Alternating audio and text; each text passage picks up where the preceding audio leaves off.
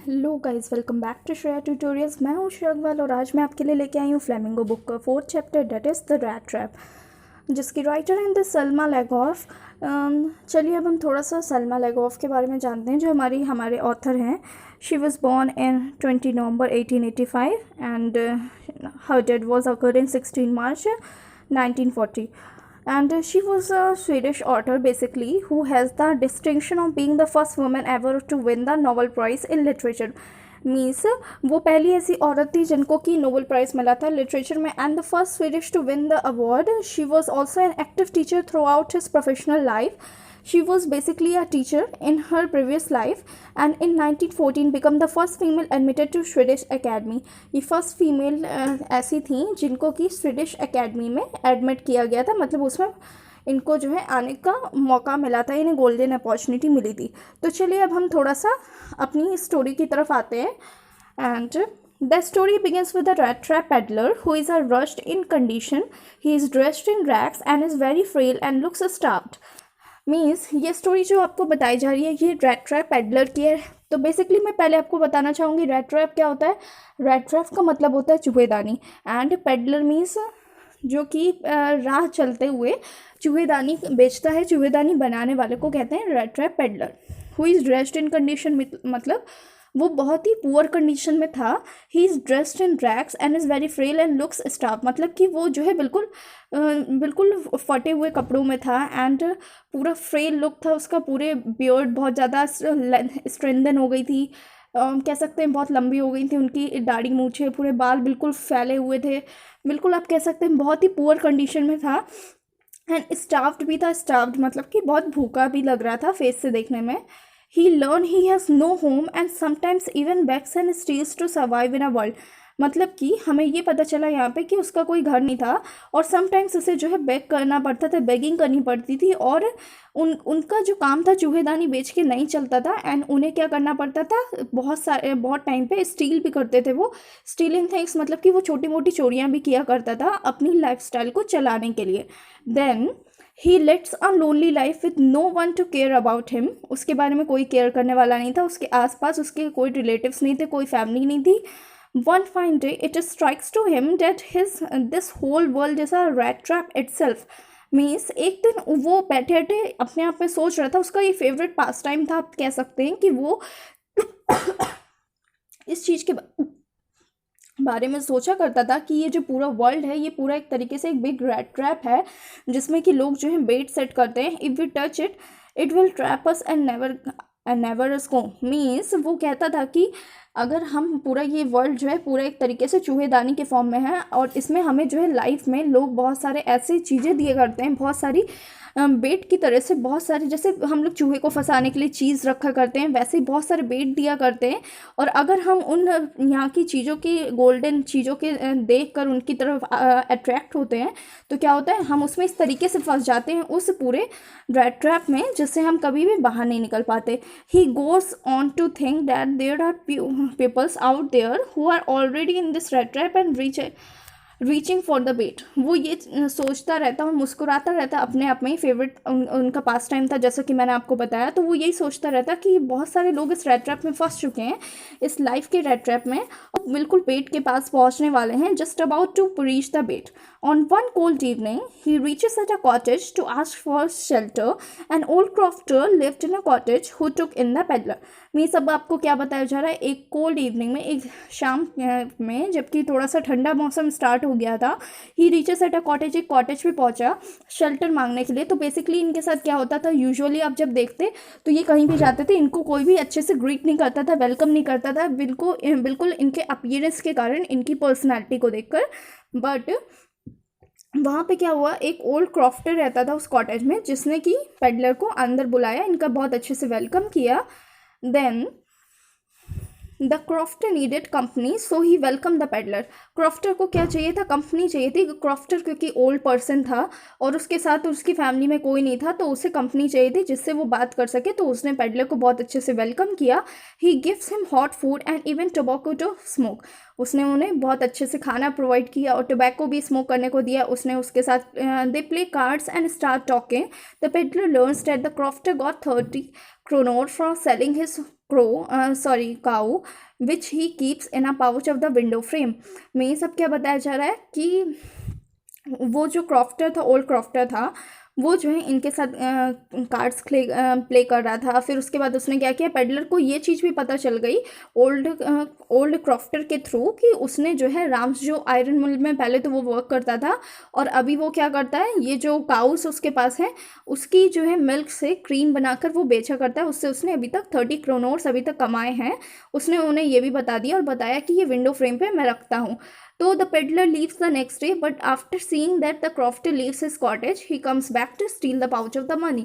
में सब ये बताया जा रहा है, वो उसने क्रॉफ्टर ने पहले तो विंडो से लाके दिखाया कि देखो ये 30 क्रोनोर्स के नोट है मेरे पास। क्रोनोर्स क्या होता है, बेसिकली करेंसी है, स्वीडिश करेंसी है। ये स्वीडन की स्टोरी आपको मैं जैसे बता रही हूँ, तो वहाँ पे ये क्रोनोर्स चलते हैं।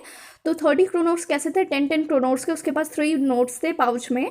और फिर अगले दिन क्या हुआ, नेक्स्ट डे जब ये ओल्ड क्रॉफ्टर जो था अपने रास्ते चला गया और ये जो रैक पिकर थे, हमारे रैक पिकर क्या बोल रहे हैं इन्हें, हम रेड ट्रैप सेलर भी बोल सकते हैं। जो पूरा हमारा रेड ट्रैप सेलर था, रेड ट्रैप पेडलर था, वो अपने रास्ते चला गया। बट फिर जब थोड़ी देर बाद ये फिर से उनके घर के पास वापस आया और अब की ये उनके घर पे डोर से नहीं गया बल्कि विंडो के थ्रू। इन्हें पता था कि कहाँ पे विंडो में उसने अपना पाउच टांगा हुआ है जिसमें कि पैसे हैं। तो ये वहाँ से उसने क्या किया, इनकी विंडो को स्मैश किया और ब्रेकआउट किया और वहाँ से पैसे निकाले और ये वहाँ से चलता बना। Then after stealing it he takes the woods to Rima unexpected. In a wood, the peddler meet Iron Master who mistaken him to be his old comrade। ये सब क्या बताया जा रहा है, पहले तो ये बताया जा रहा है कि अब ये जो है जब इसने चोरी की थी तो उसके बाद ये जो है मेन रोड से नहीं गया। इसे लगा कि कोई भी देखकर पहचान सकता है, इसको जो है पकड़ा जा सकता है। ये फॉरेस्ट के रास्ते वहाँ से जाना इसने स्टार्ट किया और चलते चलते चलते चलते क्या हुआ, ये फॉरेस्ट बहुत ज़्यादा शाम हो गई थी। इसने एक तरफ लकड़ियाँ से आग जलती हुई देखी, वहाँ पे इसने जाके देखा तो वहाँ पे एक आयरन मिल थी। आयरन मिल में ये जाके बैठ गया एज एन यूजुअल ट्रैम्प्स। मीन्स वहाँ के लोगों ने भी, अब यहाँ पे यही आपको पता चलेगा कि इन पे बहुत ज़्यादा ध्यान नहीं दिया। क्यों, क्योंकि ऐसे बहुत सारे ऐसे राहगीर होते हैं चलते वक्त जो कि रात होने के कारण एक रात गुजारने के लिए आग के पास बैठ जाते हैं और हाथ पैर अपने सेक के वहीं पे सो जाते हैं, नेक्स्ट डे वहाँ से चले जाते हैं। तो वैसे ही आयरन मिल में जितने भी वर्कर्स थे या जितने भी थे उन लोग ने इन पे इतना ज़्यादा गौर नहीं किया। बट क्या हुआ वहाँ पे, in a word the peddler meet iron master who mistakes him to be his old comrade.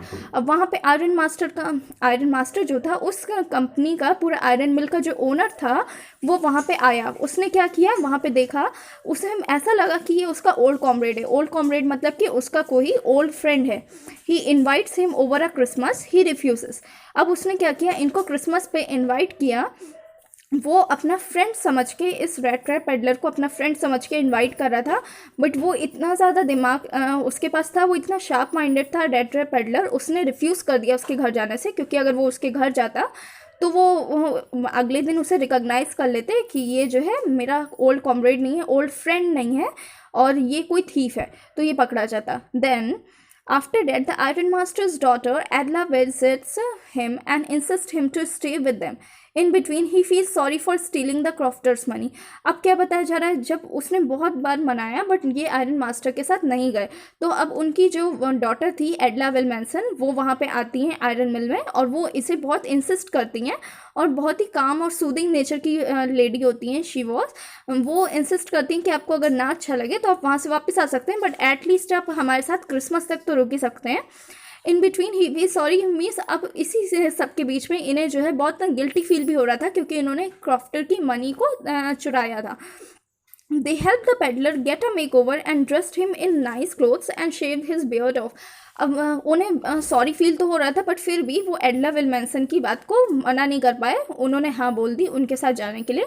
हमारे रेड ट्रैप पेडलर जो है एडला विलमेंसन के साथ उनके घर चले गए। देन उसके बाद क्या हुआ, ये जो उनके फादर थे एडला विलमेंसन के, आयरन मास्टर जो थे, इस पूरे मिल के ओनर जो थे, उन्होंने क्या किया, उन्होंने कहा कि अब इनका मेकओवर करना चाहिए हमें, उन्हें नाइसली ड्रेस्ड करना चाहिए, नाइस क्लोथ्स प्रोवाइड करने चाहिए, इनकी बियर्ड को शेव करना चाहिए जो कि बहुत ज़्यादा लॉन्ग हो गई है।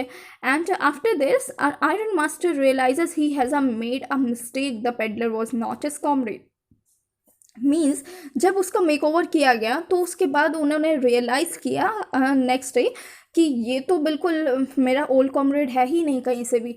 देन क्या होता है, चलिए अब देखते हैं। Thus, the Iron Master thinks he is a fraud and decided to turn him in. However, Adla insisted on letting him stay and celebrate Christmas with them. Her father agrees and then celebrate Christmas together. अब क्या बताया जा रहा है, जब iron master को ये लगा कि इसने अगर ये जानता था कि ये मेरा ओल्ड कॉमरेड नहीं है तो इसे बताना चाहिए था, it means he is a fraud and decided to turn him in, मतलब कि उसने डिसाइड किया कि ठीक है मैं शेरिफ को या फिर पुलिस को बुलाता हूँ और वो आपको अंदर कर देगी, वो बताएगी आपकी क्या गलती है। तो ये जो रेड ट्रैप पेडलर था हमारा, इसने बहुत ही शार्प माइंडेडली आंसर किया कि मैंने तो आपसे कहा नहीं था कि आप मुझे अपने घर लेके आइए, और ना मैंने आपसे ये कहा कि मैं आपका ओल्ड कॉमरेड हूँ या फिर मैं आपकी आर्मी में आपके साथ कैप्टन था या कुछ भी, मैंने ऐसा कुछ भी नहीं बोला। मैं तो मना कर ही रहा था, आप ही क्यों मुझे अपने साथ ले आए। उसने पूरा जो भी था वो सब उसके ऊपर डाला, जो हमारा आयरन मास्टर था। But how ever एडला insisted him letting him stay. अब क्या हुआ, इन्होंने बोला आयरन मास्टर ने कि अगर आप ठीक है जो भी था मैं पुलिस में आपको नहीं दे रहा हूँ, बट आप अब मेरे घर से चले जाइए, जब आप मेरे ओल्ड कॉमरेड नहीं हैं, मेरे ओल्ड फ्रेंड नहीं हो, मुझे भी ये चीज़ पता चल गई तो आप मेरे घर से जा सकते हैं।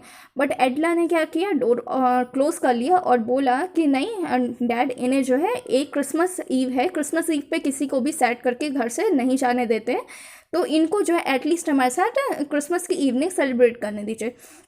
हर फादर एग्रीज, उनके फादर मान गए and they celebrate Christmas together, और उन्होंने क्रिसमस एक साथ मनाया।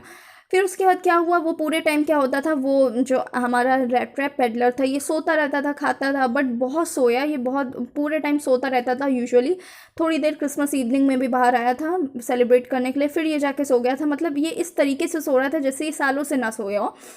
Next day the iron master and Edla learn that the peddler was a thief through the church about the incident at the old क्रॉफ्टर्स।